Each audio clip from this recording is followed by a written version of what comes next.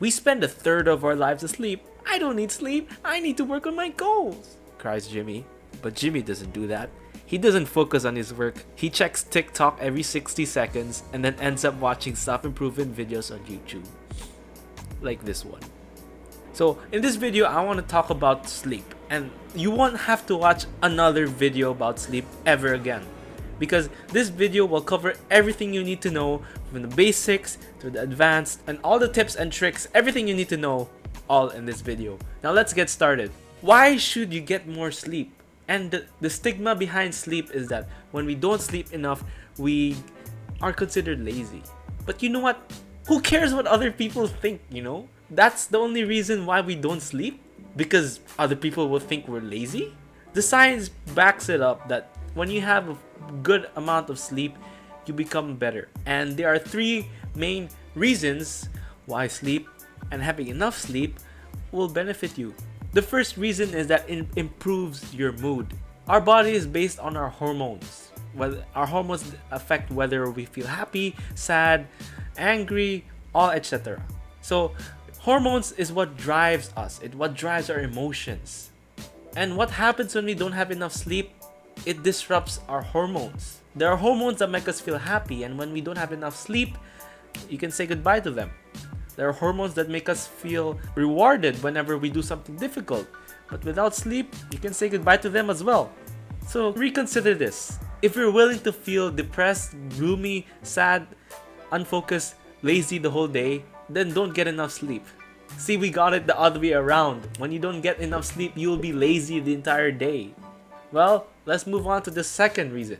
Sleep prepares you to learn. Now, this is very ironic because a lot of students that I see, they stay up all night to study, to do their work. And while I feel bad for them and because they have to suffer from that, I see a lot of it in culture, students celebrating it. Celebrating, oh, I stayed up all night to do this insignificant work. And what's even worse is we accept it as something to be celebrated for. We go like, oh wow, you're so cool. You're so hardworking that you stayed up all night to, get on that grind. But that's the thing. We shouldn't care about what other people think if we're just gonna do it for praise or whatever. And the thing is, it's the other way around. When we get enough sleep, our brains develop memories better. It allows us to store memories, it allows us to understand them better. And whether you like it or not, we learn more asleep because that's when short-term memory gets transferred into long-term memory and it will allow us to understand things better. What I hate is when people think that if I stay up all night and don't sleep, I'll remember everything for the exam tomorrow, when it's the other way around. Short-term memory doesn't store a lot of things, and when we transfer it to long-term memory, they become more strong. We become more able to recall those long-term memories. And it's not just about memorization. Getting enough sleep allows you to think creatively because the brain is in charge of making connections. And when you make connections with this thing and this thing, you come up with a creative solution. Now, it's not just about having a rested brain that allows us to think creatively. We literally think creatively when we are asleep. You know how musicians, they wake up and then they suddenly know a song because they thought of it in their dreams? And it's not just about their dreams.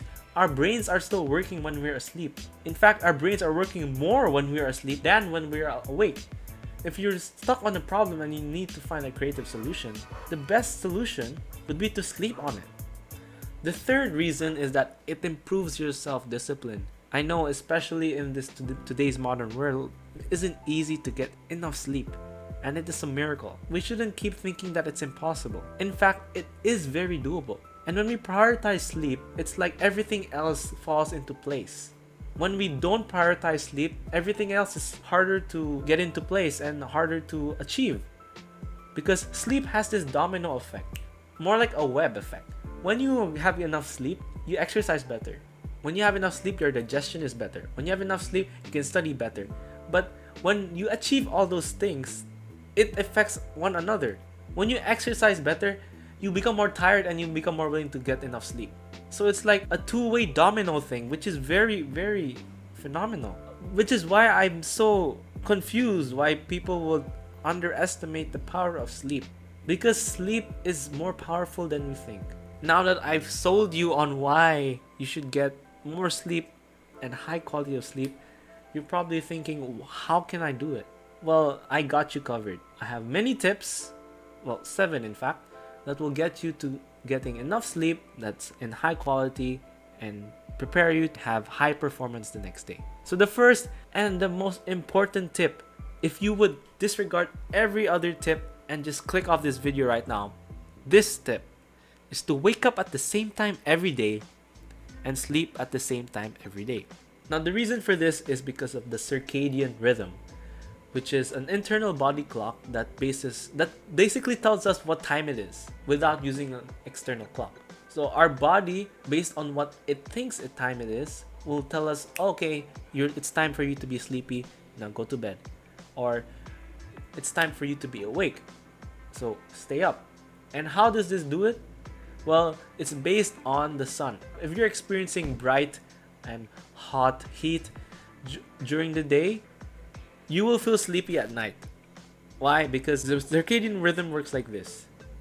If you feel hot and you feel bright outside, it basically means that it's day. So that means it secretes the hormones that make you awake. When you have a consistent schedule of waking up and sleeping, your body makes it easier to adjust. It's like when you eat at the same time per day, you get hungry at that day because your body is used to it. Your body knows, when should I make this person feel hungry? So it's like you're doing a favor to your body and your body is giving back that favor to you. So enough with that theory. What should I do? What you should do is set an alarm for when to sleep. I'm serious. Set an alarm for when you should go to bed, relax, turn off the lights, and just pass out. And do it every day at the same time, every day. Even if you have something else to do, do it.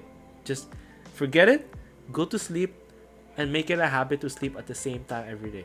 Now I told you to make an alarm for when you sleep, so you must be asking, should I make an alarm for when I wake up? And the answer to that is no.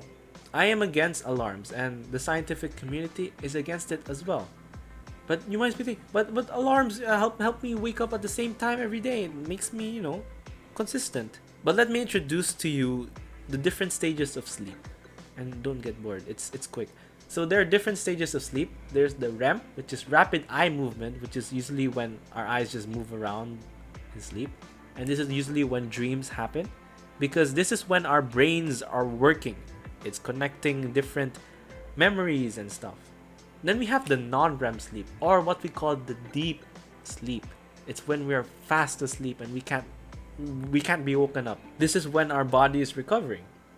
So what does this have to do with not getting an alarm? Well, here's the thing.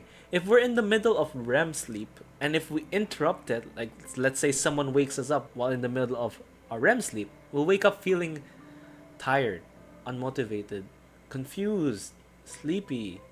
That's because we're in the middle of the REM stage and it got interrupted. The thing is, the alarm doesn't know if you're in REM sleep or not. It alarms at the same time. Now I know I said wake up at the same time every day, but when you start doing this thing, I want you to wake up naturally. Wake up naturally, because that would be when your REM sleep is over. And when you're not in REM sleep nor deep sleep, and it's the perfect time to wake up. And when you wake up at that time, you will feel more rejuvenated. You'll feel really awake. And trust me, it works. Oftentimes we think that we should sleep longer, and that is true. But sometimes, if not most of the time, problem for this is the timing. So don't wake up by external means. Wake up naturally. And once you've woken up naturally on a regular basis, I want you to note down every time you woke up naturally. So you'll know how long do you usually sleep. Because not all of us sleep at the same length. And more on that later. The second tip is to not have caffeine 8 to 10 hours before sleeping. So if you're sleeping at 10 o'clock, no caffeine past 2 o'clock. Or 12. Yeah, simple as that. That's because caffeine has a half-life, and it takes a while before the effects of caffeine to wear off.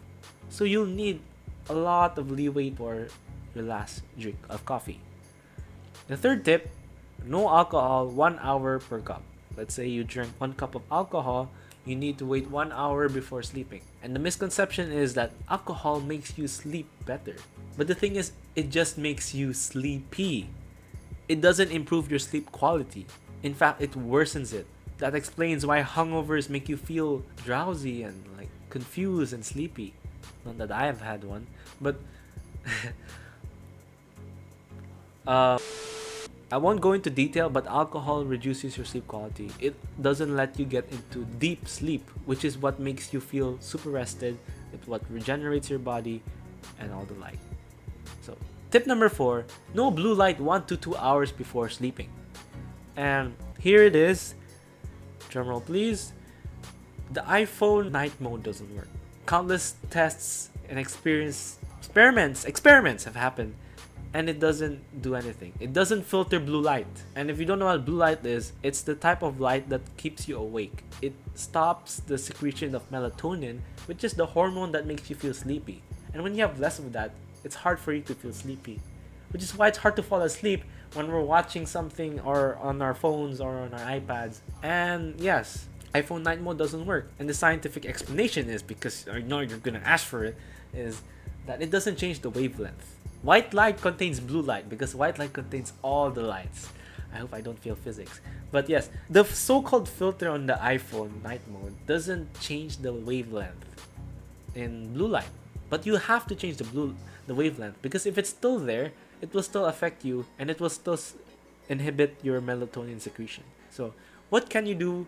Well, there are 2 ways that you can do this, is to get a blue light filter, external blue light filter, so like blue light glasses, or you could download iFlux, which is available on laptops, especially on Windows and Mac. So iFlux is the real deal. It does the blue light filter, unlike the one in the iPhone. So yes, just download iFlux. I'll put the link in the description if I remember.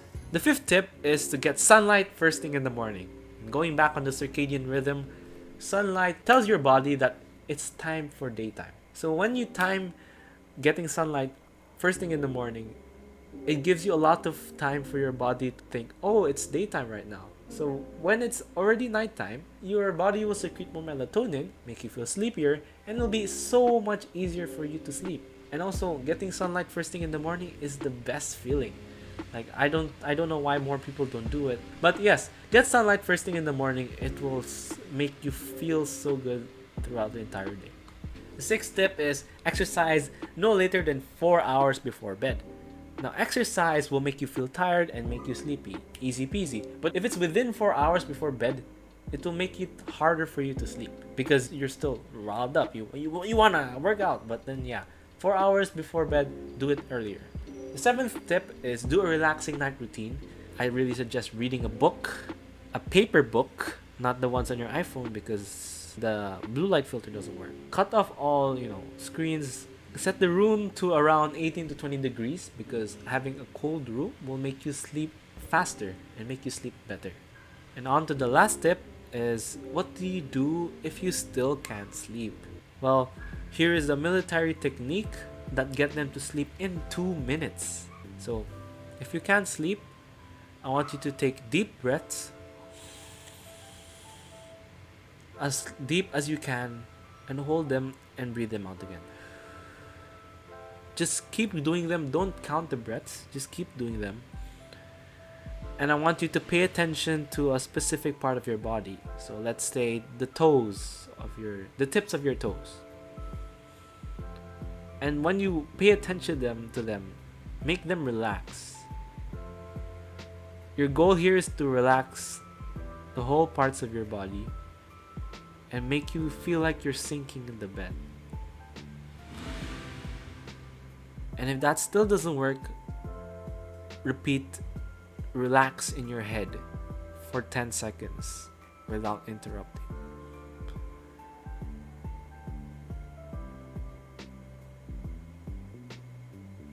I hope you're doing this with me, because this will be very awkward if I leave this in the final cut.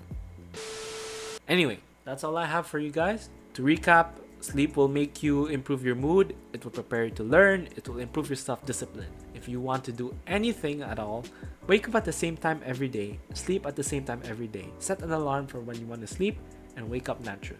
If all else fails, feel free to comment, send me a message. I'll help you out because I really want everyone to get the enough sleep that they deserve. In this pandemic, we lack sleep, and sleep can solve a lot of problems. Hold on to your dreams. Sleep longer. That sounds like a TED Talk. Watch this video if you wanna know how to be an expert. I'll see you in the next video. Pow!